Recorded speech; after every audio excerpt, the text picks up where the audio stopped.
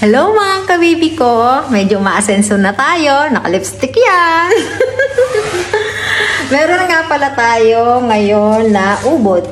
Ang tawag dito sa Taigi nila ay suna. Suna ang tawag nila sa ubod. Ngayon, maglalaga tayo ng ubod na may konting ribs. Konti lang talaga siya. 2 piraso. Tapos ganito kalaki yung ubod niya. Siyempre, mamajikin uli natin. Paano hiwain? What's this? So, ito daw sa kanila labong. Pero labong din to sa amin. Pero ang tawag namin kasi dito ubod. Peres lang din naman yun, di ba? Tama-tama. Magic! Charan! Sasalang muna natin tong buto-buto. Papakuluan lang natin yan. Then after nyan, itatapon natin yung sabaw. Tatanggalin lang natin yung mga sebo-sebo niya. Hindi kasi maganda sa health natin. Pero ang ganda ko talaga, promise. So, kumukulo na siya, itatapon na natin yung water. Tapon na natin.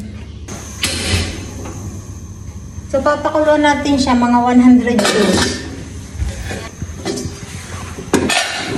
So, isunod na natin ilagay yung labong kasi medyo matagal-tagal pang maluto. Isabay na natin siya sa ribs. Ngayon, alam nyo ba na ang labong dito ay masyadong famous. Favorite to na lahat ng Chekwa. Hindi pwedeng mawawala to sa bahay. Taglabong talaga siya.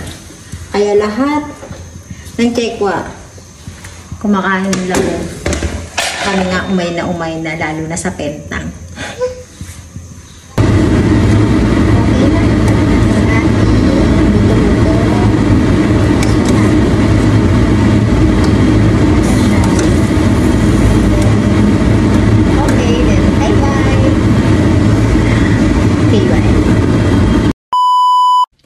May good news ako mga kabibi ko. Dahil mabait ako at mabait kayo.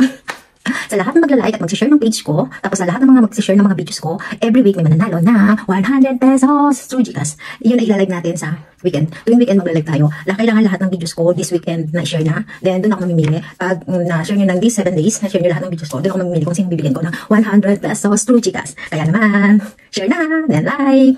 Thank you sa support. Okay, bye.